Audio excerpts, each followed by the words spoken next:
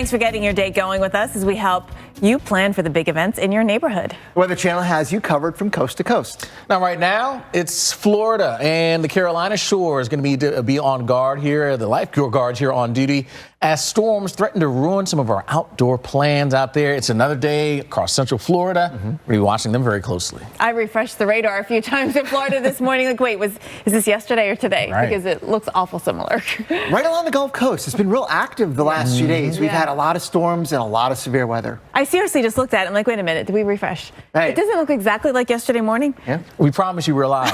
Yes. Later on today, we'll have to watch the Carolinas, too. Now, some folks in Florida didn't seem bothered by the high winds yesterday. Check out how a worker goes about his day here in Clearwater. As the gusts pop up, you see everything blowing all over the place. He just gets in his car and popped up in the loading area right here and getting stuff done, getting the job done. You know, in watching this wind, it came up so fast. Yeah. And was so localized and so intense. Was it a microburst? Or was there some kind of tornado maybe involved in that? Well, you know, we were watching that cluster with the potential for water spouts coming in. It was really a line that along it there might have been some spouts. Yeah, maybe. Maybe that was just one that moved inland. Yeah, although you don't see anything in the sky.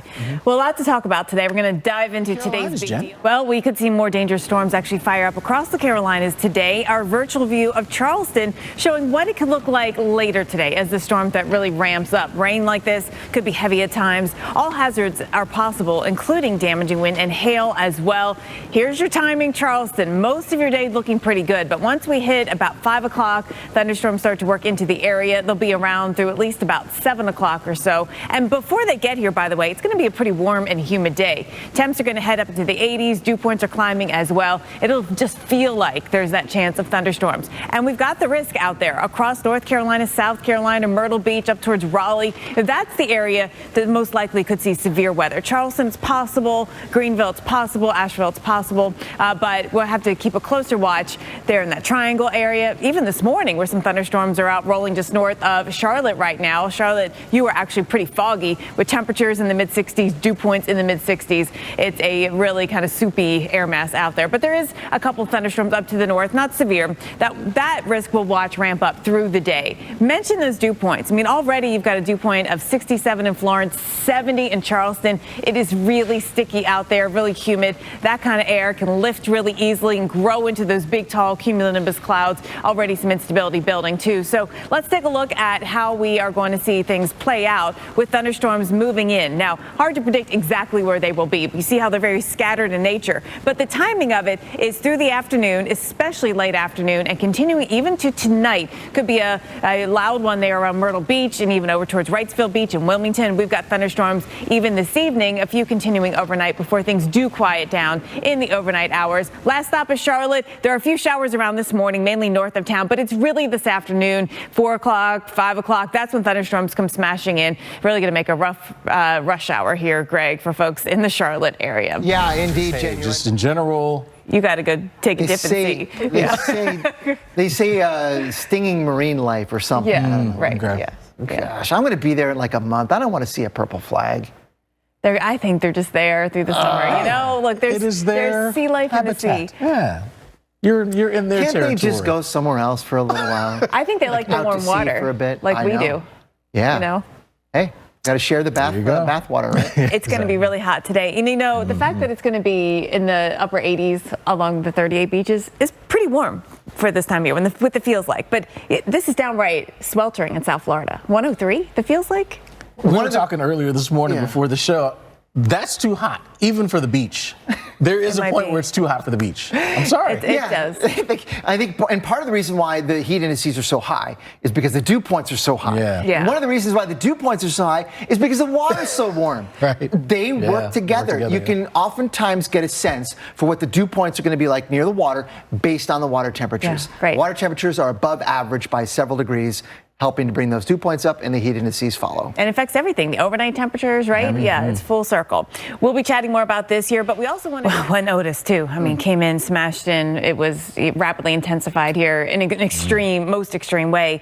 And what's interesting about the hurricane season in the Pacific, Eastern Pacific, is that we had a pretty late start. It was only like a day or two, almost to the point of being the latest start on record. It was the end of June. We sometimes get in that mode where we're like waiting and waiting. Yeah. When is it going to happen? And then you get a flurry of it, and it all happens at once, and sometimes in an extreme way. Yeah, and we clearly saw that last season. And all the impacts, too. We had impacts to parts of Hawaii, at least adjacently, parts of the West. We talked about California, and, of course, Mexico. Now, only time will tell what this season holds. Yeah, this season officially gets underway today, 2 weeks ahead of the start of the Atlantic hurricane season, and that's due typically to the warmer waters and weaker wind shear over the East Pacific versus the Atlantic and Caribbean, certainly in May. Now, on average, 15 named storms form there in the Eastern Pacific just about every year.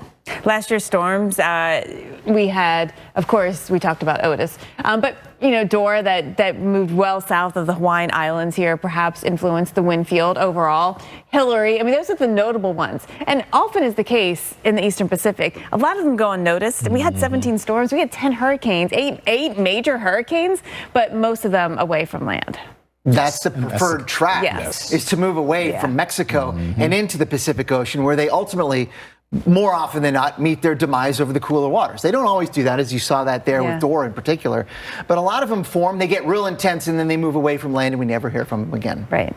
Some of them can get, I mean, crazy intense. So, you know, it's fortunate that vast majority of them do kind of stay out there and impact the fish, but that's about it. All right, well, here is a look at what's going on right now. There is an area to watch down here off the coast of Central America and the Pacific side. Again, something to watch, nothing imminent when it comes to development. Right on cue. Right, exactly. Right on cue. Yeah. It's so weird how it works, right? Yeah. We don't see anything, and then when the season comes around, which I guess is why the season comes around, right? Because this is the time of the year when things get going. I mean, we know things can happen earlier or later. Nothing ever rare. I mean, it rarely happens right on that date, right? Like, okay, today, flip the calendar. Start of the Eastern Pacific hurricane season. We're going to get a storm. But we do have an area to watch, which is interesting. And the development area does keep it close to shore for now. We'll watch for it out to sea in the next 7 days. Yeah, and then continuing on that wave, I don't think this is really going to be any threat to North America. This is going to follow one of those, as I mentioned, preferred tracks over, we might add, very warm water. Yes. That's extreme. I mean, 90s, and it's not just like one little spot. It is widespread 90-degree temps. Yeah. I mean, this has been the story. Warm water everywhere. We were just talking about it in the Atlantic. Of course, now we're looking at it in the Eastern Pacific. Here are the names for this year's storms in the Eastern Pacific. Going with us as we help you plan for the big events in your neighborhood. And of course, the Weather Channel is here covering you from coast to coast. Now, right now, it's the Florida and Carolina shores. You're going to need the lifeguards on duty here as storms threaten to ruin some of our outdoor plans. It's been a stormy one from yesterday. Now today, it's just stormy. It looks so much the same. This morning, I had to refresh the radar a few times to make sure that this was different, a dune day, because this radar looks a lot like yesterday's radar, just maybe a little further south. Yeah, and remember yesterday morning we were watching this system move in from the Gulf of Mexico toward western Florida. Just like this, same kind of hazards at risk here. So, yeah, there's a lot of similarity there. Yeah, well, it actually might be more widespread, though, through the day today. So we're going to follow that. I mean, hopefully it's not like this. Watch what happened when these high winds came into Clearwater Beach yesterday. This guy's he's rushing a little bit, but he's basically just getting to work. Man, yeah. I mean, and all of a sudden, boom, big burst. Actually, 2 bursts of big wind. It doesn't seem to bother him. No, I'm not sure he was aware of what was going on. But, that's okay. If sometimes, some of that oblivion is okay. But, the thing is that, what was that? I mean, that was such a quick, intense wind burst. Microburst, maybe a tornado. I mean, Jen, you were saying that there was some spin-ups that were associated with this weather moving in. There were some water spouts out there. I don't know if anything made its way on shore. But, today we're going to look at what could happen again. Could that kind of weather happen? We're going to